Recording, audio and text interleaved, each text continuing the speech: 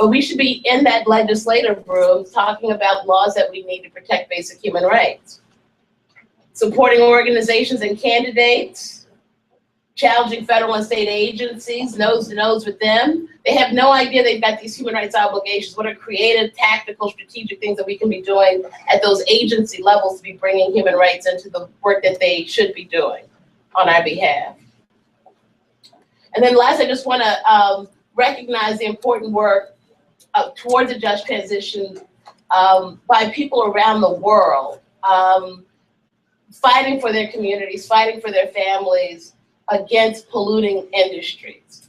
And so because of their struggle, their sacrifices early on, it's created, what you have here in red are some of the first cases happening in the various countries. It's now an understanding that there's such a thing as an environmental human rights, that you can't have environmental protection without human rights. And that could not have happened without folks taking that fight and moving it in their various countries and going to international arenas and forums to demand that protection, that remedy, and building this thing called environmental human rights law that is now gaining global recognition. We need to bring it here in the United States. We got to bring it here in the United States. With that, I'm gonna end. Thank you.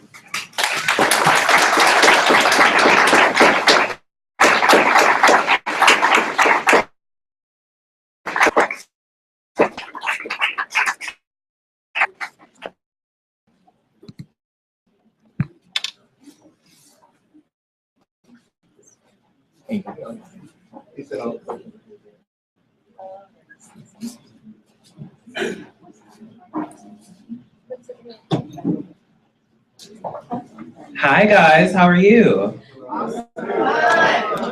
You really think that was a good enough answer? Hi guys, how are you? One more time.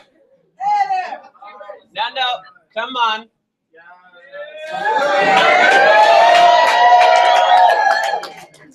Okay, I see how you all are. I got to side eye y'all to get responses, but that's fine. So we are going to do a couple icebreakers. Yay! It's not frosty in here. I know it's hot. Love it. Sweat and feel the love. So the first icebreaker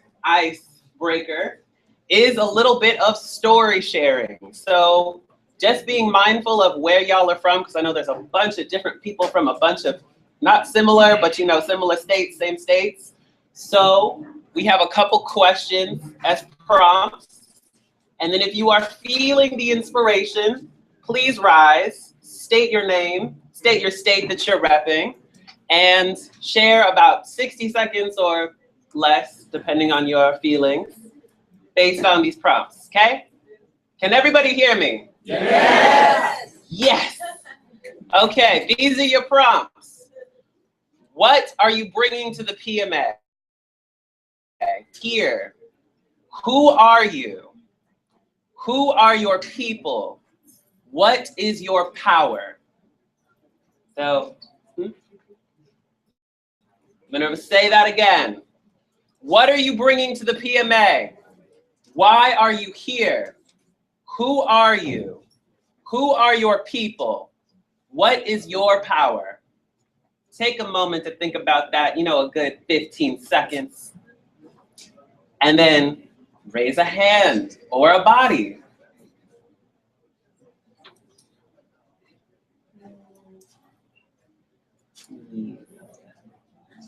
Fans are nice. Stories are nice too. Ooh. I feel it too. I feel it. Okay, well. Do. Any story is nice. Any story. Maybe how you got in the car, what your favorite flower is. Something. Tell me a food story. Hey!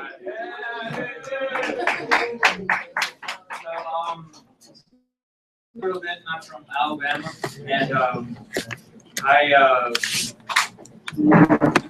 I started with my dad, small family farm, and we live in a country place where it's hard to sell our stuff out without to sell our produce without going 100 miles one way or another.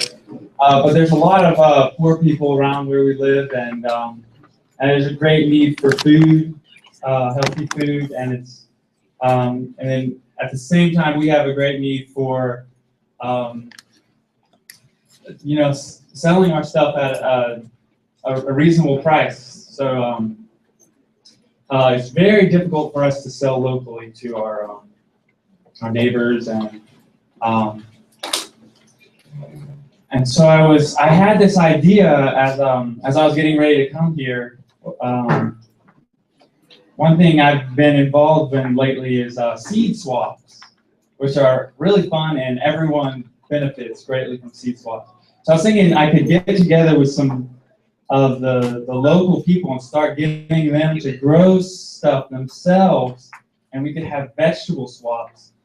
And it would be, this kind of cooperation would be based on giving, and everyone would benefit.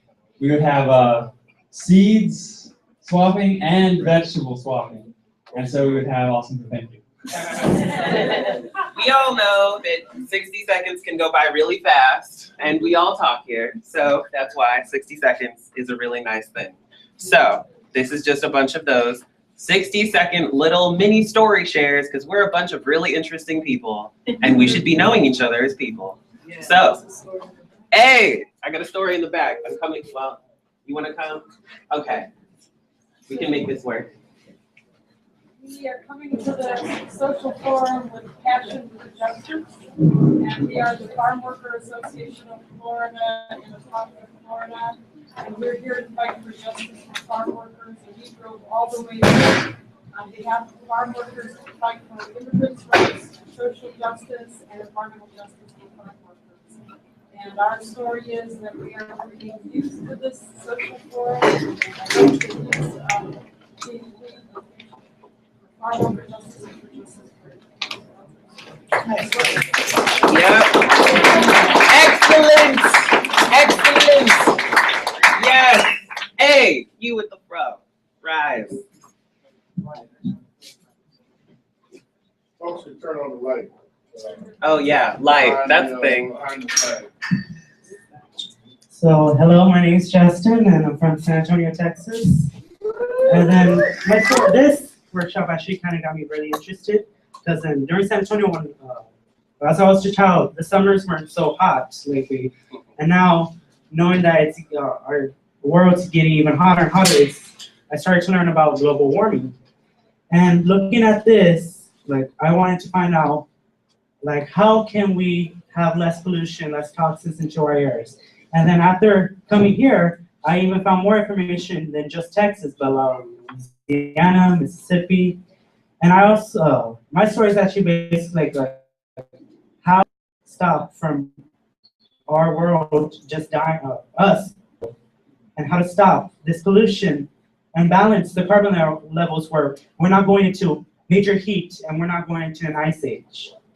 So this is basically, I want to find out here, how can we stop that from happening?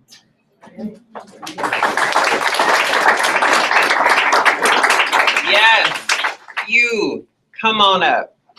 My name is Quavis Peacock. I'm here today from Brockton, Texas, with organization ProAct, and promoting access to my community in the county. And ProAct, we have a number of problems. We're home to the nation's largest refinery, MOT. We're home to hot poverty. We're home to a very abundant food deserts. But in spite of all our many problems, Black people trying to do things to create change in our city.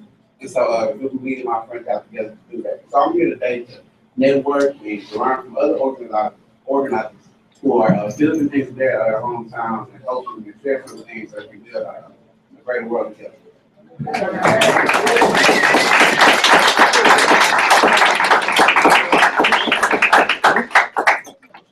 Whoa, I'm hot stepping. Okay, so apparently we have to move forward, and in fact, we do have another icebreaker, and this time This one will be very interactive to the entire audience, I promise you. I'm literally serious.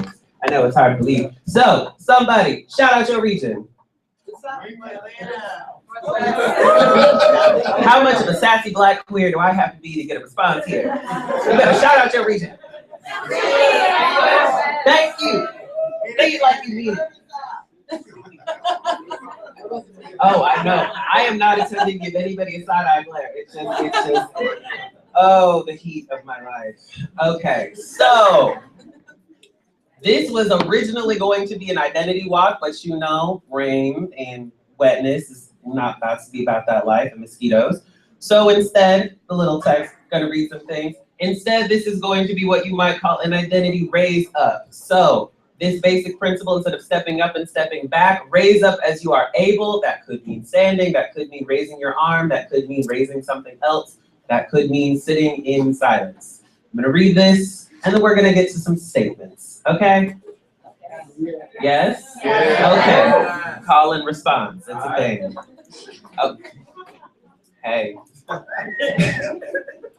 Oh, also, little thing like a movie theater, please put your phones on silent or vibrate. Please, now, yes. Did that already happen earlier? No, it didn't. No? Okay. Waiting, TikTok, okay. For this activity, we are invoking a conscious, respectful, critical silence in order to effectively and deeply engage in the identity walk, which sets an authentic intention and culture for the PMA process and for all of us who are here, and the love and work we embrace and share forward with our loved ones. Please raise yourselves up. Well, in your respective groups, this is based on the themes, and practice awareness not only of yourself, but of everyone around you as well.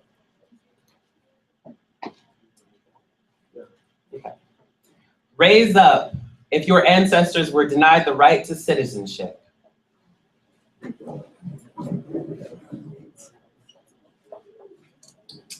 You may sit. Rise up if your ancestors were promised reparations that were never delivered. You may sit. Rise up if you are a part of a community that has and or is currently experiencing genocide.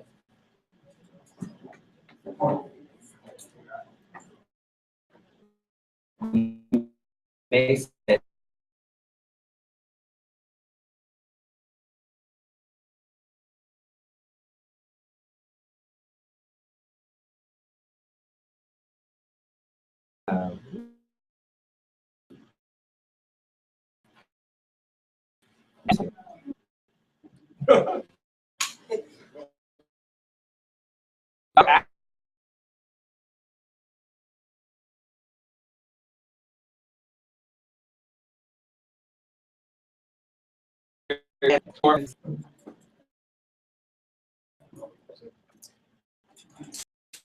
Rise up if your people's lands were colonized and your ancestors were massacred. Rise up if people that look like you are usually Hollywood heroes and producers.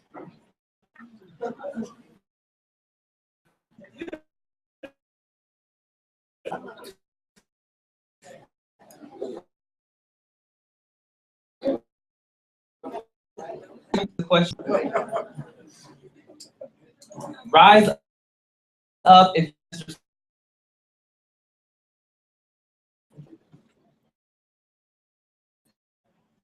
ancestors were not.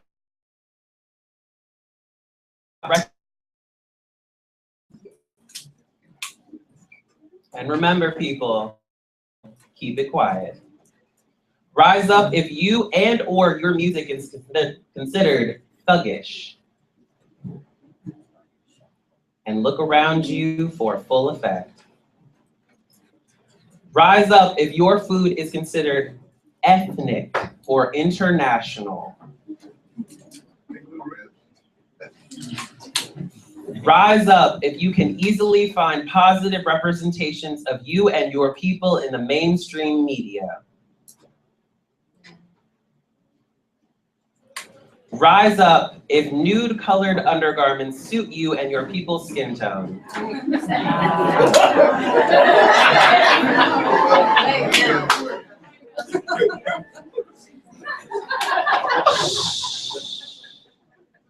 Rise up if you have received articulate as a compliment. Rise up if you have been discriminated against for publicly practicing a faith or lack thereof. Oh yeah. Oh yeah. Rise up if based on the color of your skin, you are considered to be more trustworthy.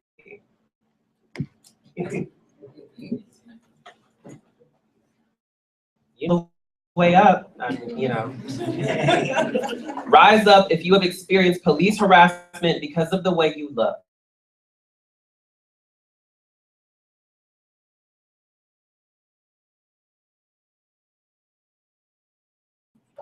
Up if you have experienced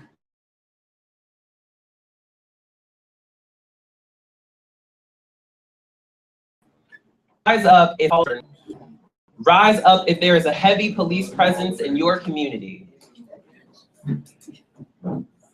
Rise up if you or a member of your family have gone to jail for something other than political protest.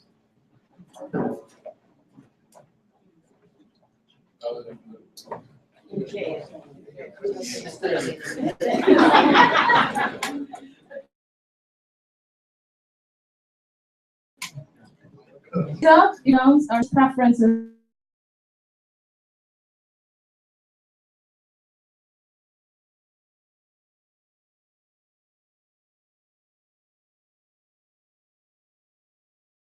Instead of being normal.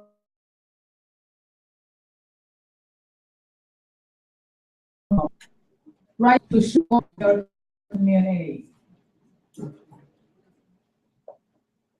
Rise up if you have received and or do receive sexual harassment because of the way you dress.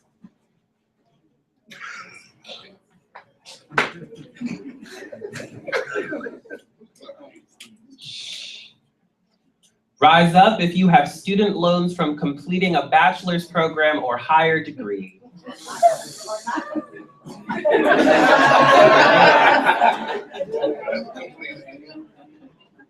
Rise up if you have debt. Rise up if you pay rent. Rise up if you grew up with 50 books or more in your house. Rise up if you have traveled outside of the country. Rise up if you have a bank account. Rise up if you have a savings account. Rise up if you grew up in a two-parent household. Household. Rise up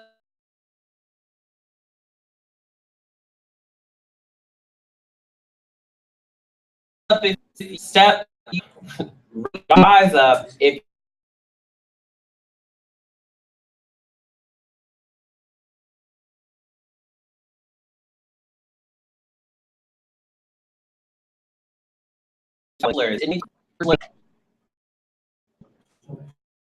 rise up if you have access to a public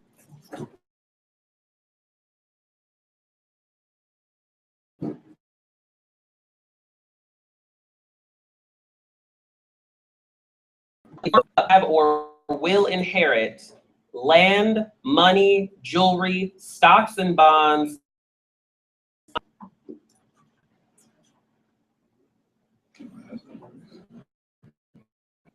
Rise up if your community participates in the use of solar panels.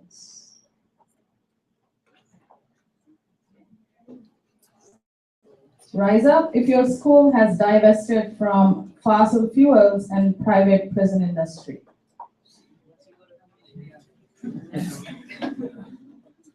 Rise up if you have access to and shop at farmers markets.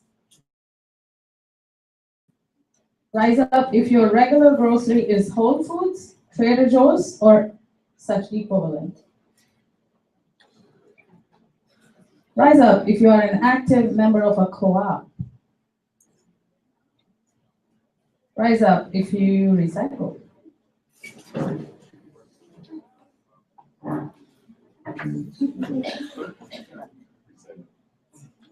Rise up if you compost. Rise up if your community composts.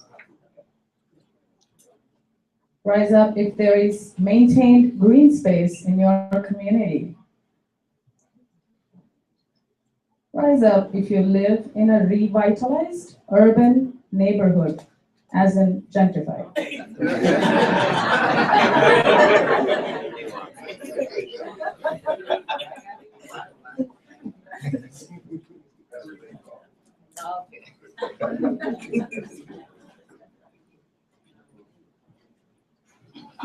Rise up if suicide is prevalent in your community.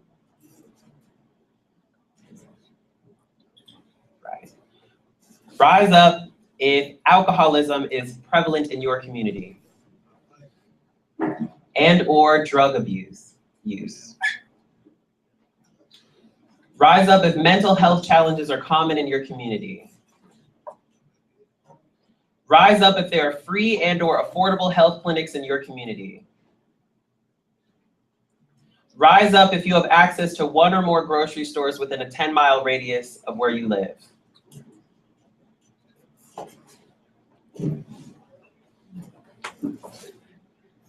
Rise up if you or your music is considered thuggish. Rise up if your ability to work is restricted because of your age. Rise up if your school teaches and practices energy efficiency.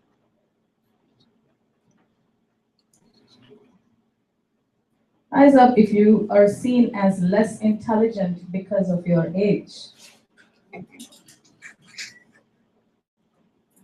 Rise up if you make $15 or more an hour. Rise up if you make minimum wage or less.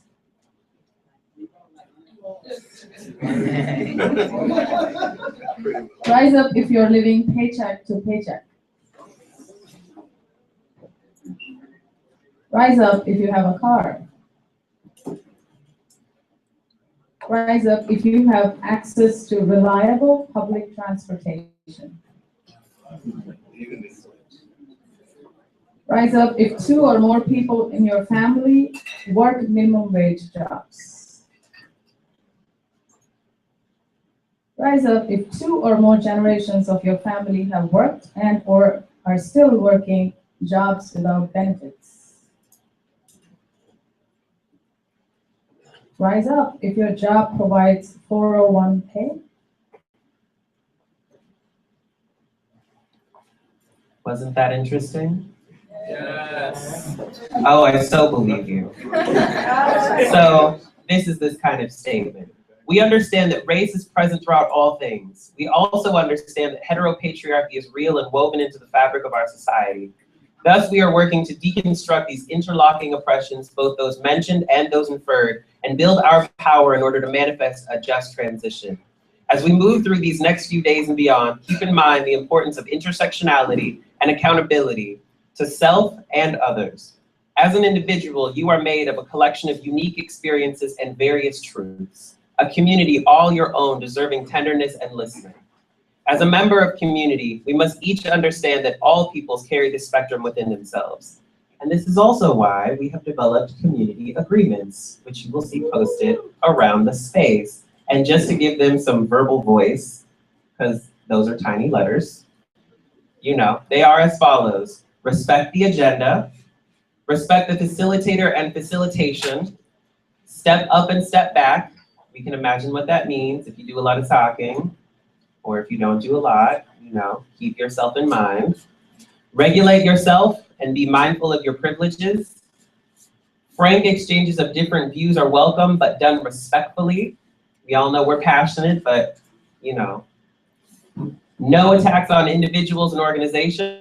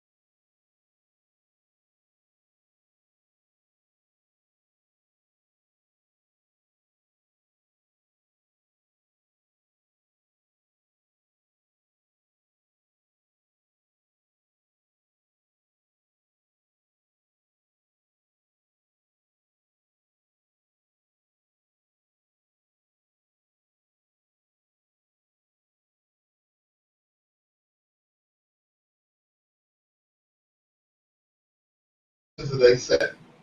Those are the oppressive systems that we all find ourselves in all over the world. That's what's wrong, and what a just transition is to say, give us back the bones and dirt. The bones and dirt that have been appropriated, collected, accumulated, and owned and concentrated. At the point we have back the bones and dirt, what will we do? Well, I got a crazy dream. I want to build a renewable energy mass transit system that's got people all over the country building mass transit vehicles based on non-polluting renewable energy sources so that people don't have to use fossil fuels for automobiles. Now, that could either be solar or geothermal powered. And do you think it would take a lot of capital to be able to do something like that?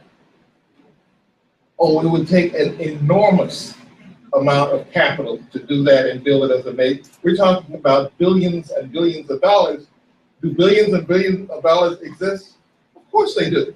They exist in the assets that are owned now by a handful of people who use them to dominate and control the world. What they need to exist is in a place where we can access them so we can build a renewable energy mass transit system. Or we just wanted to build windmills. Has anyone been on the highway and seen one of these trucks with these great big windmill blades on them? Blade that takes up the length of a whole truck. It's a 40-foot blade, and then gets assembled these gigantic windmills and stuff that can produce clean windmill energy. Do you have any idea of what it costs to build a factory to build windmill blades for clean renewable energy? Huge amounts of capital are required to be involved in that. Does the capital exist? Of course it does, but right now it's concentrated in the hands of people who couldn't give a damn about building windmills, but would rather extract from the earth, extract labor, find new sources of raw materials, new markets so that they can sell shoddy goods and make even more money. So I just want to make it clear that a just transition is to put the entire, it is the struggle to put the entire wet ball of dirt and all of the bones that have been created for thousands of years, which is a huge accumulation of wealth that has been created by human labor, back in the hands of the human labor that created. Okay. I want to go from that to saying that in order to do that, we will have to have power and engage in struggle. The people who currently have concentrated the wealth and power of those claim ownership did it by virtue of putting together apparatus of violence to enforce pieces of paper that they call titles and deeds and ownership things. The only reason somebody didn't go on some land that their family had worked 1,000 years and work it, when someone stood in front of it saying, "It's mine now, I have a title to it," is that standing behind that title was an army and a violent apparatus threatening to kill them, and quite frankly, it was a violent process. The theft of the earth that I'm describing, the theft of this ball of dirt, did not happen without enormous amounts of violence and stuff. It wasn't natural, it wasn't inevitable. We have to undo it. That is what a just transition is ultimately about. When I talk about power, I want us to remember that there are three aspects of it. One is power can crush us. And as you heard from the description of the ecological devastation and environmental inhumanity that's going on in Louisiana, we see that people with power are indeed crushing folks down. And in fact, so in order to do that, you have to build resistance to that power to stop it from crushing us. It is also true that power could help us if we could advocate and direct it. These concentrations of wealth and power and foundations that many of folks in here go to and have to appeal to for goods to bring back into our community so we can do things is one of the ways we ask power and the concentration of wealth to help us. But in the final analysis, we also have to remember that we can organize to have the power to be in control of our lives, to meet our needs and elevate our quality of life. And ultimately, and in the final analysis, that's what a just transition is about. Recreating a world where we have the power. Look, obviously everybody needs to drink water. Drinking water is a human need. The reason we say we have a right to water is because some people have the power to restrict our access to water and make us die of thirst. That's the problem. It is a problem of power, not a problem of water, not even a problem necessarily of rights, except that you accept the existence of structures where some people have the capacity to prevent us from meeting our needs. That's what's wrong, and what we need to have is the power to ourselves meet our needs and not allow concentrations of power where someone else can prevent us from meeting our needs and cause us to have to die. So we resist, we advocate, but in the final analysis, we figure out how to do for ourselves, and that is the self-determination that has been talked about at several points tonight and will be a theme through the weekend. Another thing I want to make a point of is the role that money plays in the world. Money is used for three things. It measures, it is a unit of measure, it is a unit of storage, and it is a unit to facilitate the exchange of value. Well, what is the value? The value of the bones. The value is all the things that are created by human labor. Money does those things. So the whole world of finances is in some sense almost a reflective world of the world of all the value that has been created. So when we talk about access to finance, we're talking ultimately about access to a proxy to the value that we have created so that we can use these values to meet our needs. That's what finance is. But financialization is something that's really onerous and ugly. Someone did a study that showed that there's a correlation worldwide between the level of financialization of an economy and the level of disparity and poverty in that economy. Which is to say, the more creative people have gotten with the crazy things they do with money, like the creation of derivatives, the creation of hedge funds, the creation of mortgage-backed securities, the securitization of labor, many of which are rooted in the slave system. The securitization of slaves, where slaves were used as mortgage property and bonds were sold in England with guaranteed interest rates based on the productivity of enslaved Africans in Mississippi and Louisiana. So this is a process that we are part of. So these financialization is really an ugly thing that exists in the world, but finance itself, which has to do with this proxy representation of value, where if you have enough money, you'll have access to land, where if you have enough money, you'll have access to machinery, where if you have enough money, you can do the research and build those renewable energy mass transit systems I was talking about. It is that world of finance that we have to find ways to make a new commons that includes finance and the earth, where the early commons only included the earth itself. So the last thing I want to talk about is that the Southern Reparations Loan Fund represents the work that's being done by the Southern Grassroots Economies Project to talk about making finance available to people along the three lines. One is something we call radical inclusiveness, the other is maximizing community benefit, and the final is non-extractive finance. By radical inclusiveness, what that tells you is that you can't turn something down because of who somebody is. You can't turn them down because they're black or because they're poor or because they were previously incarcerated or because they're trans or because they have a bad credit history. This is going to be radically inclusive and make finance and access to the gathered value created by humanity available to everybody on the basis of merit. But the idea of maximizing community benefit says that you also, what you can't do is pour money into a hole where rather than it being productive and generating and allowing our human labor to produce more and more values, is simply used up. That doesn't maximize benefit, nor does it maximize benefit when money is hoarded in such a way as to preserve the assets, but never risk it in those things that could fail or may very well succeed and be productive. To maximize, we have to take risks, but we also try to minimize the risk so that we maximize the benefit that takes place in the community. And the last thing, I'm talking about non-extractive finance. What that means you can't do is you can't take anybody's house because they try to start a business. You don't require people to put up as collateral the kinds of things that you will later take for them, which is the real fright of a lot of people engaging in any kind of debt, even for the purpose of building productive things. It's like, well, if this messes up, are they going to take my house? Non-extractive finance is a process by which you don't use that kind of collateral. So those three principles, radical inclusivity, maximizing community benefit, and non-extractive finance are the key principles on which the Reparation Loan Fund is being built. And just like anything else, it's taking its beginning steps this year. We're building it. We are attracting capital to it from people who have an interest in seeing a different and better world. At other points, we will try to use more of the relationships we have from divesting the monies that are involved in fossil fuels and the prison industry and Palestinian oppression. Those divestment things hopefully can be steered into part of what supports this loan fund. And the final analysis, though, this is about power. It is about a fight It is about people continuing to organize so that we think together and we act together. So we have to dream, we have to think, we have to organize, then we think together, we act together, we reflect together on what we're doing. This is how we will build a world and move toward a just transition. Thank you very much.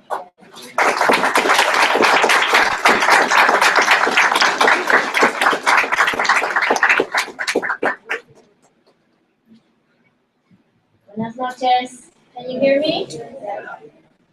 All right. So I'm coming from San Antonio, Texas.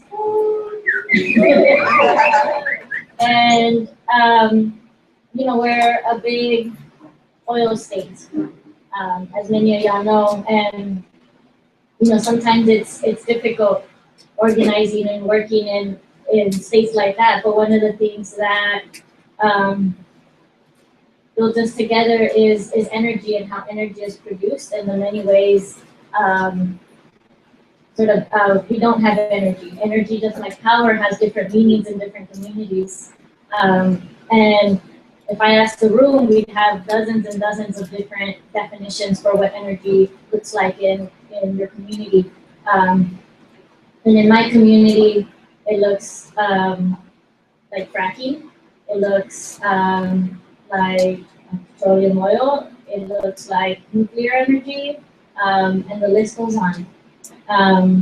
But more recently, we've also seen a new splurge of wind energy and solar energy that are part of the, you know, this grand plan of the city to really be able to greenwash the actual work. San Antonio is home to Valero Energy Corporation. Does anybody know of Valero? No, maybe a little bit. Valero. Well, Valero and its many companies has a headquarters in San Antonio, as well as Tesoro Energy Corporation, which are Valero right now is one of the largest energy corporations and has just obtained various refineries in Houston as of earlier this year. And you know, right now we're really talking about what does it mean to have our own power, and what does our power actually mean. I'm sure we've all seen the hashtags around this room. And one of the reasons why we're here is primarily because we think this is not only our struggle. We think this is a struggle that happens all along the South, all along the Southwest, and everywhere else around the U.S. and around the world. And we're part of a organization called Climate Justice Alliance, and we have Our Power campaign, which really looks at solutions to climate and energy, but not only those two, but also incorporates you know, social and ecological justice within that work. And can you raise your hand if you're part of the Climate Justice Alliance, Our Power campaign? So there's folks all around this room who are dedicating their lives and throwing their lives on the line to really be able to fight for some of those things. So my organization is Southwest Workers Union. So you're like, oh, what is a union doing here? Well, we get that question a lot, but we're an independent grassroots union made up of low-wage workers, community residents, families, and youth, really being able to fight for one struggle around environmental justice, workers' rights, and community empowerment. So we're based in San Antonio, and we do a lot of different work around social change. So energy is one of the biggest ones, and we talk about something called energy democracy, and really being able to identify how we actually obtain some of that power over our own communities. Right now, we just got, we went through elections, and you know, as you know, last year we lost to the housing and urban developments, and now we have the first elected Black women mayor of San Antonio in office, which is something really, really big in a community of 60% Latinos.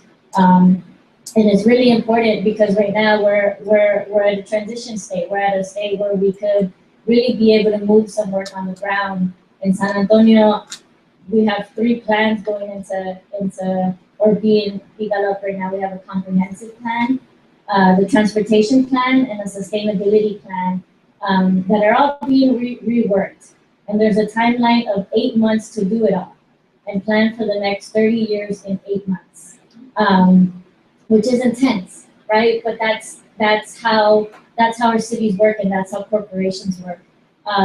Is fast tracking the work, is excluding our community, and is really pushing for something that benefits economic development rather than our communities. And when we talk about economic development, one of the things that comes up for me, I grew up near San Antonio, as well as these many other fracking companies, and oil corporations. Also has 6 military bases now. It used to have 8. So I grew up near a military base. And my family suffers from a lot of that contamination from military bases and leaking into the oil, into the groundwater and the rivers and all that work, right? So when we talk about economic development, for us it just means more contamination, more pollution, and more of a burden, right? And it doesn't really mean good jobs. It doesn't really mean better lifestyles. It means also minimum wage jobs. It means those things, right? So one of the things that we're really pushing for around developing a platform around energy is really being able to not only talk about how energy is produced and really being able to phase out of the type of energy that hurts our Mother Earth to the type of energy that doesn't take away from the health and well-being of Mother Earth, but actually moves towards something that's just, something that really benefits our communities as well as our environment and the people around us, and really being able to move towards a place where we don't have to have high rates of asthma within our community. We don't have to struggle. And I was in the back of the room when we were doing the icebreaker earlier. And it's interesting how some of us didn't really sit down, or our hands didn't really go down. Our hands kind of stayed up for 3 or 4 questions at a time, right? And at the end of 20 years, or at the end of this work, what Just Transition means is really being able to rest our feet and rest our hands. So they're not raised or standing for 4 or 5 questions at a time, and really being able to move towards a place where our communities are able to develop policy around energy, around health. We're able to be part of the decision-making table. We're able to localize energy within our community. I've always had this liking around solar panels in the hood, and really being able to have that work. But what that means is that we have to do a lot of work around education and empowerment, and really being able to identify what that means specifically for us, and really be able to own it, and control those resources, where we come from, where we're going, what do we want our community to look like. And that's part of what that means, and that's part of what Just Transition and energy democracy and economic democracy mean is really being able to own what we want our community to look like and have a say within that process. And I think at that I'm gonna stop before I keep going. That's all. Thank you.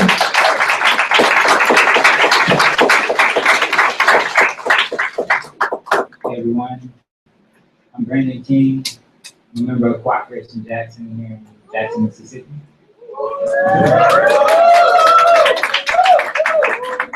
So, yeah, Just Transition.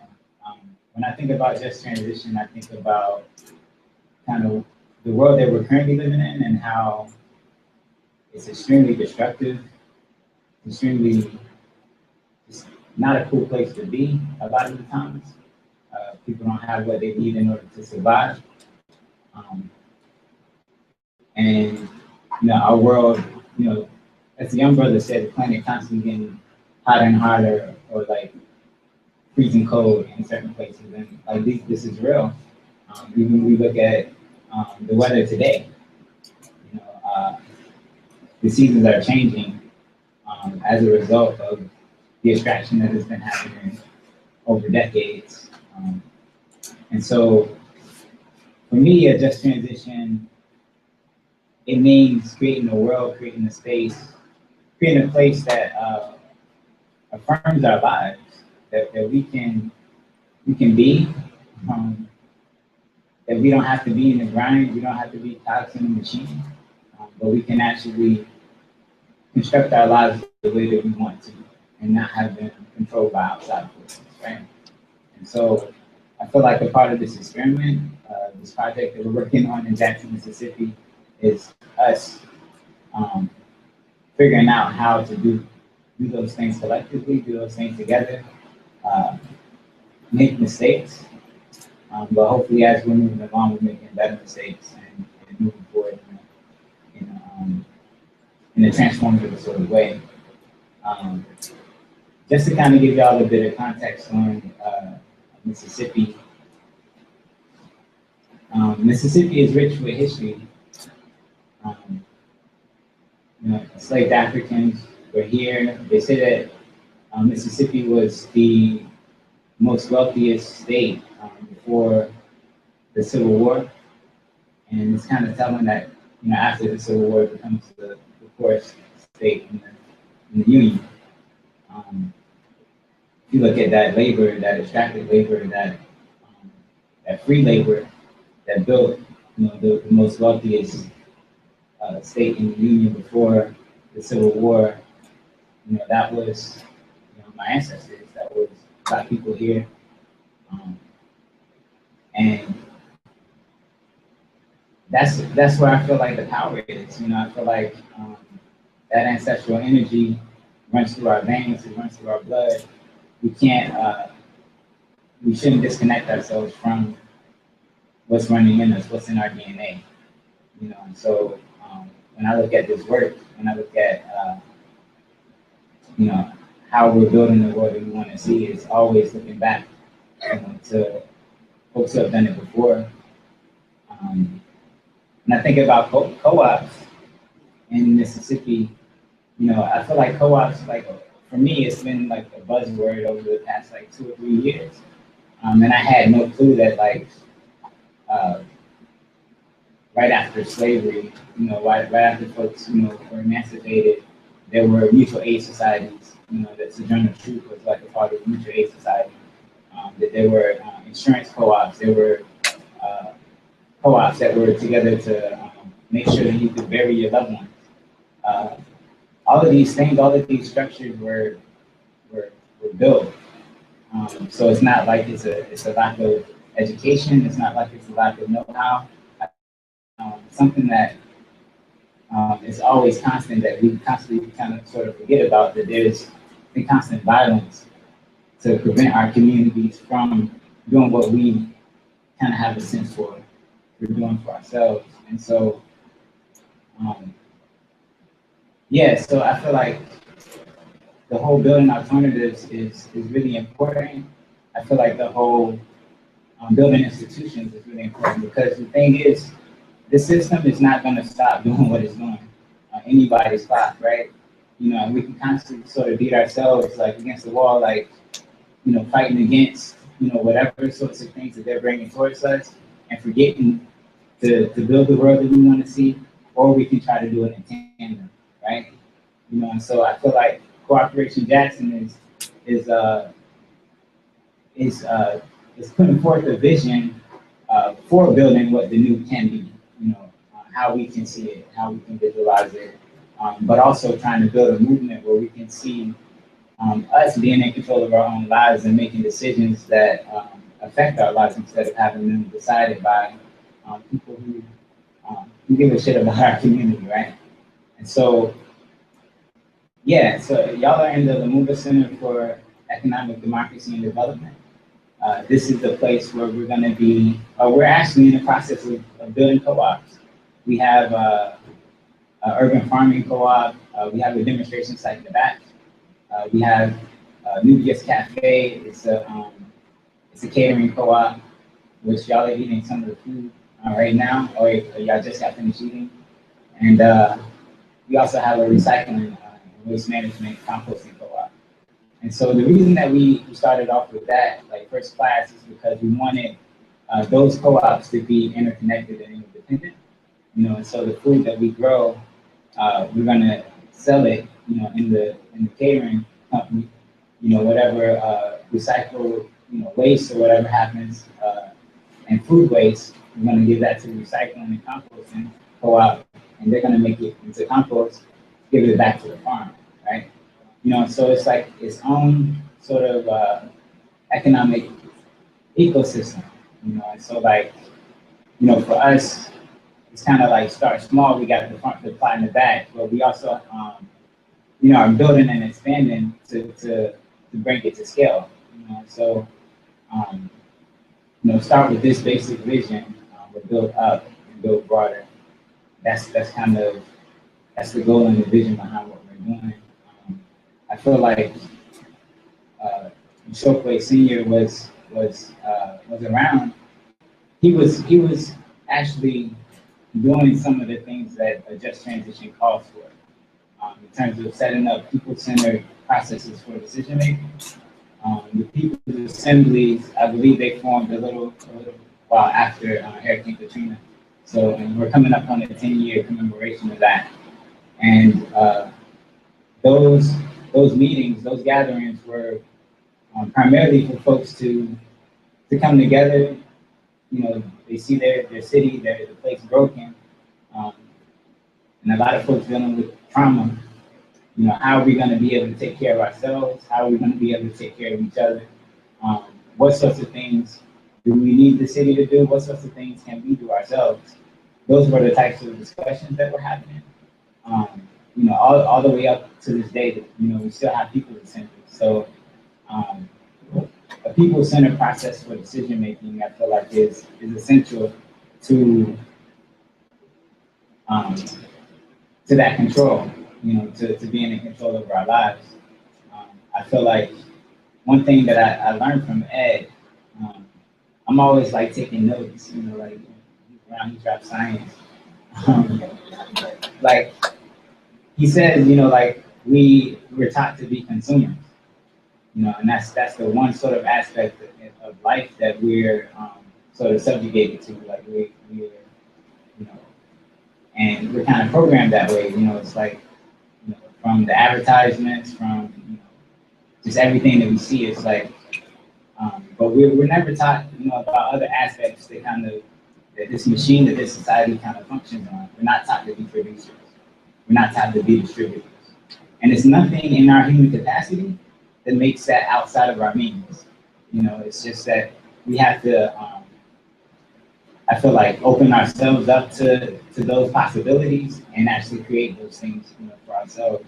And one thing to be real about is that it's going to take hella capital to change the way that Jackson looks, right? It's going to take a lot of love to change the way that Jackson looks.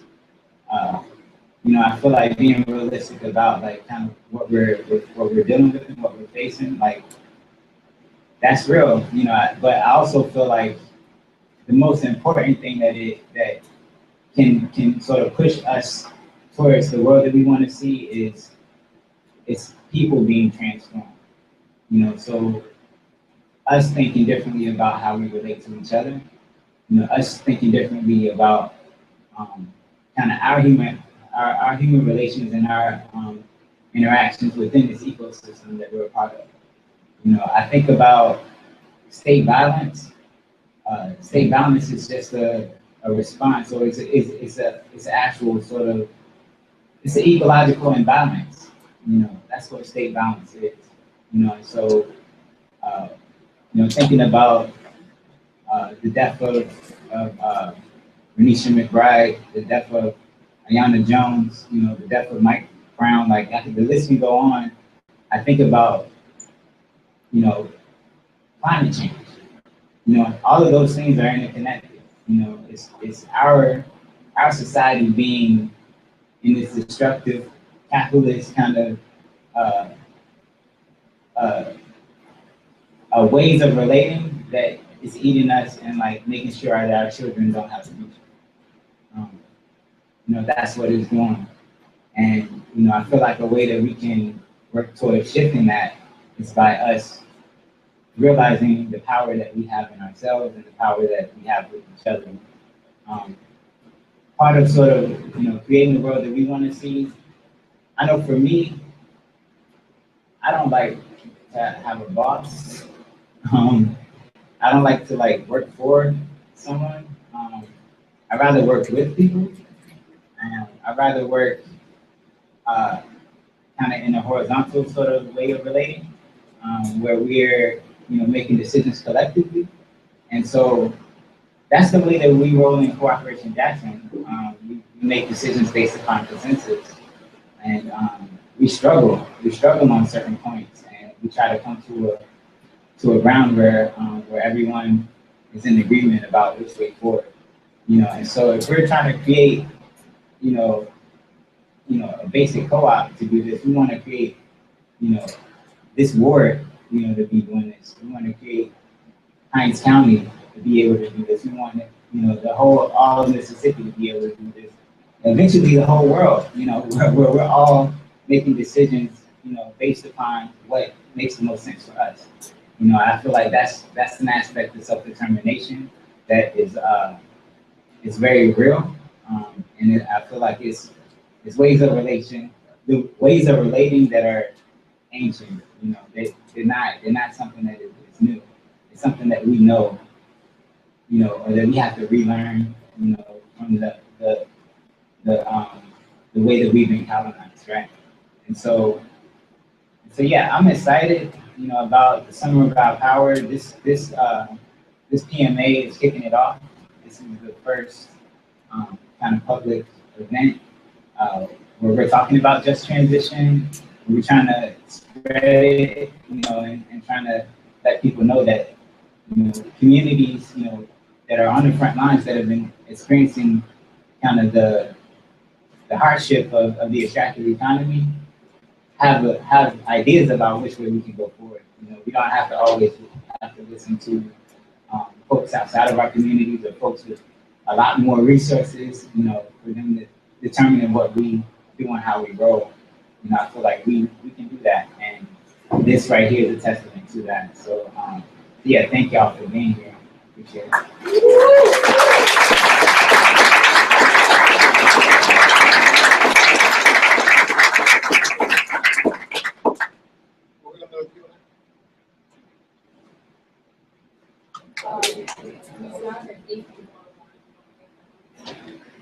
Okay, so I got my facilitator hat on. We start at 8 o'clock in the morning. So tomorrow is going to be breakfast from 8 until close to 9. Close to 9, we're going to be starting the workshops and kind of going into, if y'all were reading your packets, we have different sectors or areas to focus, and that's going to happen. But I think we want to open it up to some questions, and I'm going to, yeah.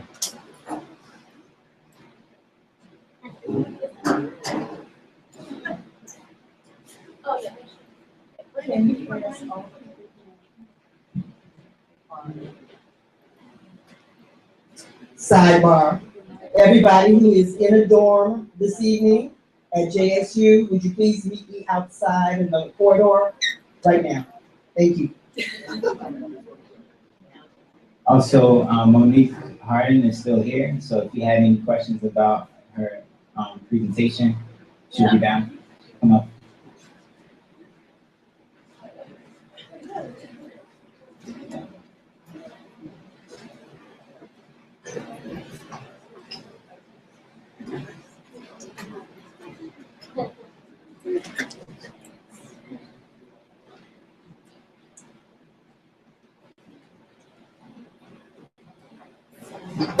So everything we said was so clear and make you happy, and everybody agrees with all of it, so there are no questions or anything.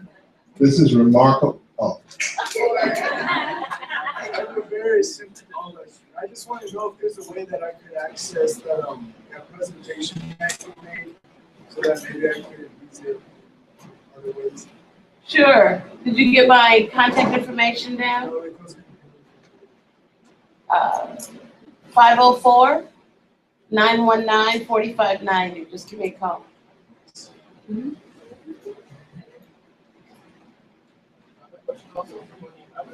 While you were presenting, there was that one place, I think it was Delacroix, and it was like flooded. Yeah. And I wasn't sure, you said that like gas and oil pipelines and all that, I'm not sure how that happens, how it's possible. Sure. So the coast of Louisiana and also other like Gulf states, from Florida to Texas, like going into Galveston, you're from Galveston to the Panhandle of Florida, you have. You ever heard of swamps? All right. So the highbrow name is wetlands. So you have, and at one point it was forested, so you'd have like, big cedar trees, but they were right at the water's edge. When oil and gas companies realized the natural resources that we had in the state beginning in the 1920s, we're 60 years out from the Civil War, and our connection to international markets because of the Mississippi River, the Gulf of Mexico, now you're in the Atlantic Ocean. Okay, they took advantage of that by going in under the water in the Gulf of Mexico to get oil and gas, and you can also get it inland, going up the river. So the way they've set up their network, it's as though no one lives in Louisiana, especially in these areas. So when I was talking about the pipe racks and below ground and above ground and the smokestacks, and it's over your home, it's over your place of worship, whatever. They build as though you don't exist.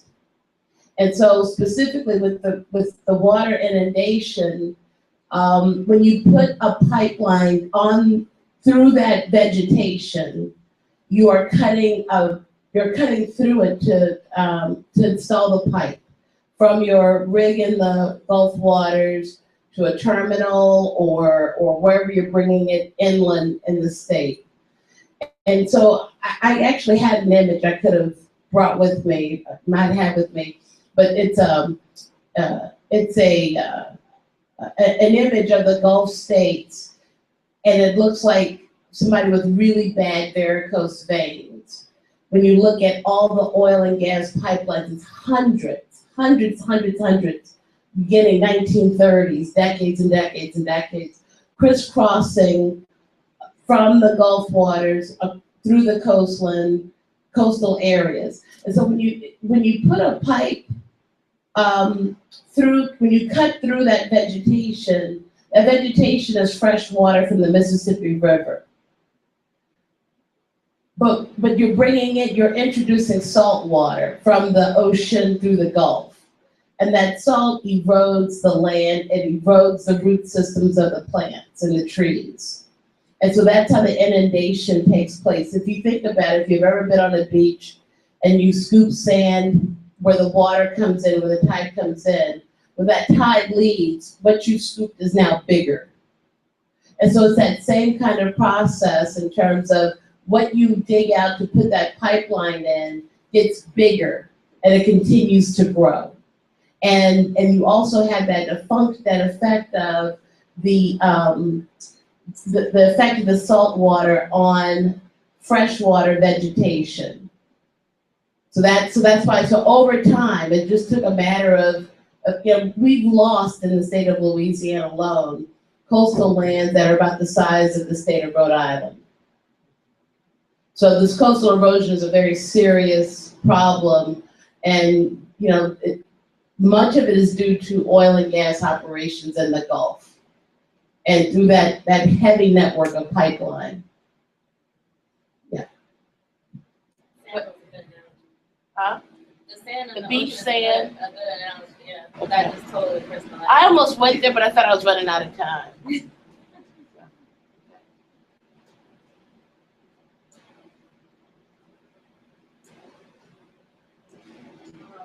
is for Ed. How do we access information on the Southern Reparations Office? Like all the points you went through, how do we get to that? I can give you my email address and we'll be able to then point you to some websites where some of that material is written. Some of it is only written in my notes for some of the work we're doing, but it will come to be. But I'll give you, we'll make sure before this whole thing's over, we're gonna find some ways to make sure that a bunch of contact information is shared so that we'll be able to contact her about that incredible information that she shared and everybody else, you know, their work and stuff. So yeah, you just contact me. I can share.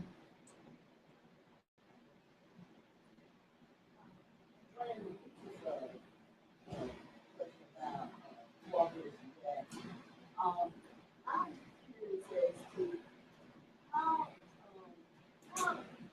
how are the finances to do the work that you're trying to do? How are they going to be attained? I know it's costly to do this great big thing. There's a lot of poor people, you know, trying to do this. And, Yeah, I think so one of the things that we just recently started was the Sustainers program. So people can give from $5 to like $150 a month. And if a lot of people give, you know, that adds up, you know, over time. And so, you know, our hope is that, you know, the friends that we have all across the country will be down for, like, you know, not buying coffee one day and, you know, contributing that cup of coffee to Cooperation Jackson. So that's a part of our strategy is to build on, you know, from within, from our base, right? From communities, from support networks that believe in our vision and want to invest in our vision.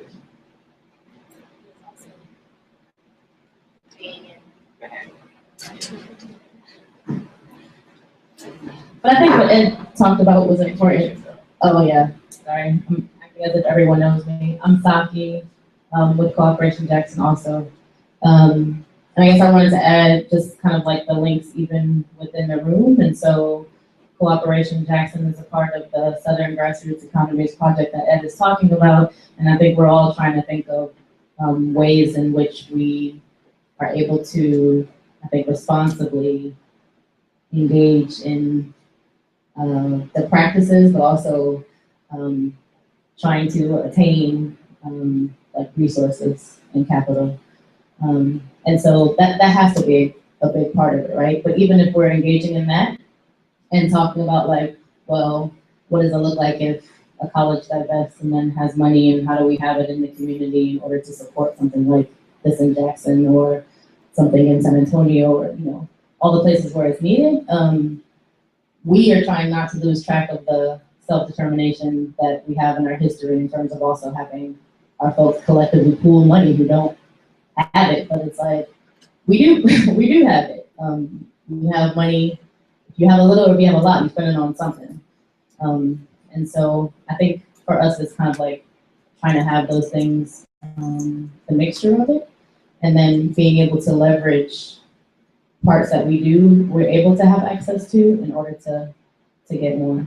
And so, you know, if we were able to get something off the ground to the point where it's not only paying for itself, but it's starting to have a profit, then how are we using that profit to not only sustain that, but then to go on and be able to create another one? So.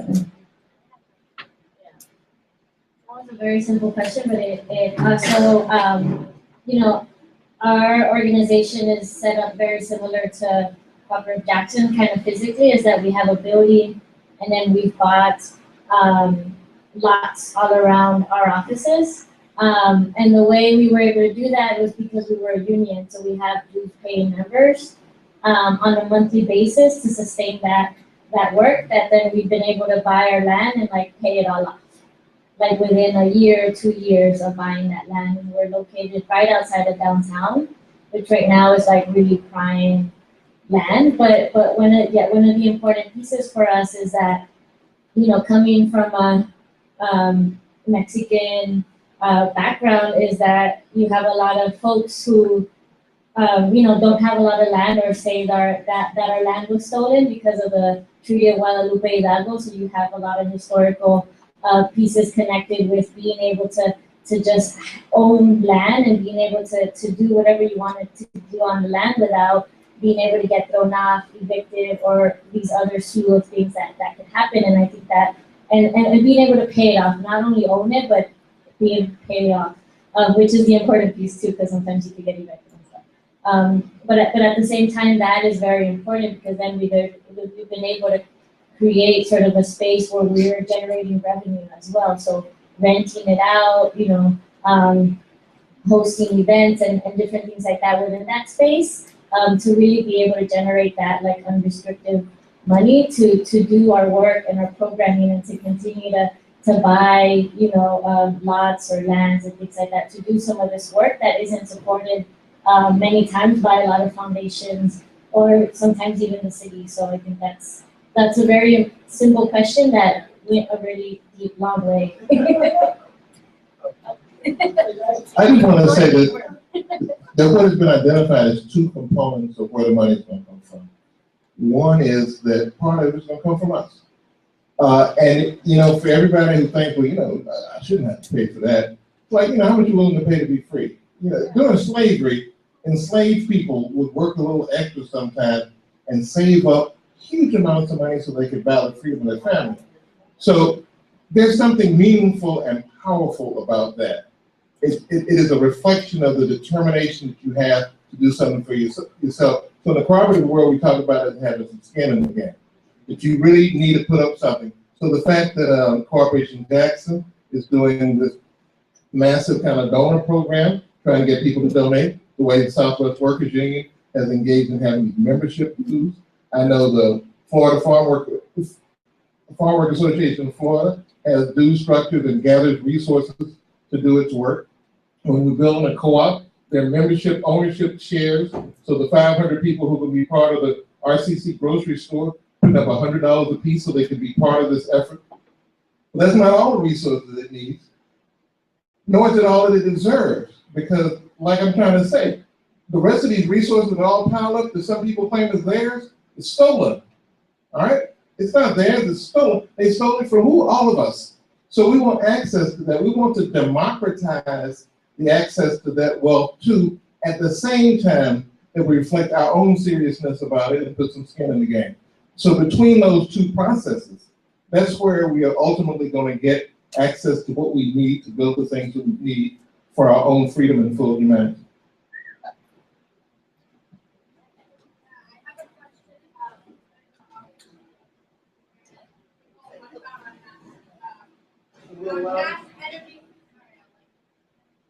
Around mass energy transit systems that like large scale dealing with knowledge workers and also this Corporation Jackson model that's starting off with small scale. What are your strategies to address like formal economy now? Like Walmart or like fast food or transit? I want to speak to that, but I think everybody should have